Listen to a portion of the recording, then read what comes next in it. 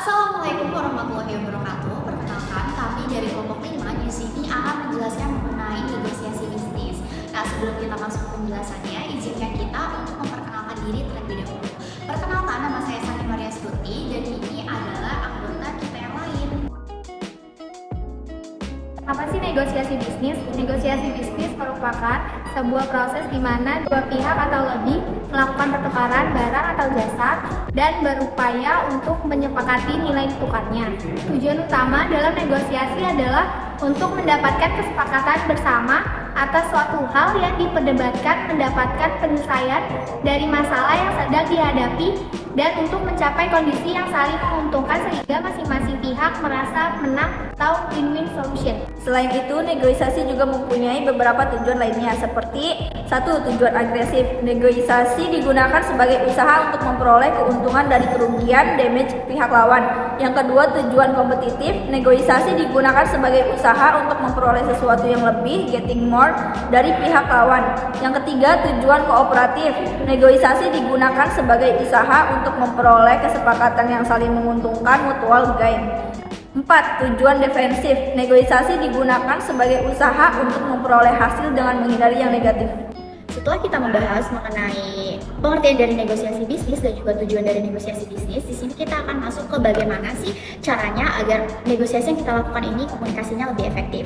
Nah, untuk yang pertama itu ada yang disebut sebagai tahap persiapan. Nah, tahap persiapan ini meliputi mengumpulkan informasi, menentukan tim dari negosiasi, mengusahakan lebih banyak mengenal profil dari pihak lawan yang tujuannya adalah untuk menumbuhkan kepercayaan diri dan juga kesiapan dalam melakukan negosiasi.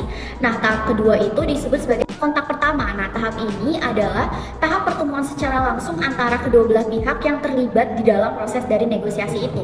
Nah, tahap yang ketiga ada yang disebut sebagai konfrontasi. Tahap ini adalah tahap di mana sering terjadinya adu argumentasi antara kedua belah pihak terhadap segala sesuatu yang sedang dinegosiasikan. Nah, tahap selanjutnya itu disebut sebagai pasca negosiasi. Tahap ini adalah tahap terakhir dari negosiasi, yaitu bentuk konsolidasi bagi kedua belah pihak.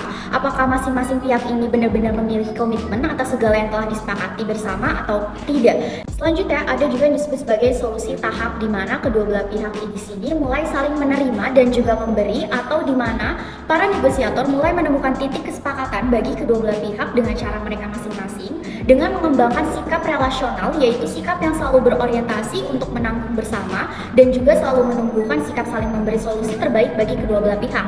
Nah, yang terakhir ini ada yang disebut sebagai tahap konsiliasi. Bentuk konsiliasi di sini adalah melakukan tawar-menawar untuk memperoleh titik temu atau kesepakatan yang betul-betul disepakati dan bermanfaat bagi kedua belah pihak. Seperti halnya proses tawar-menawar antara penjual dan juga pembeli. Setelah tadi kita sudah selesai penjelasannya, di sini agar kita mendapatkan gambaran mengenai bentuk dari negosiasi, kita akan memberikan contohnya secara langsung. Oke, gadis ini kecil loh. Kamu ada ekspektasi gaji nggak? Semisal iya, berapa? Saya berapa aja terima Bu, saya tidak mempunyai ekspektasi gaji. Yang penting saya mempunyai penghasilan. Oke, baik. Apakah ada pertanyaan? Sudah cukup Bu. Silakan mulai.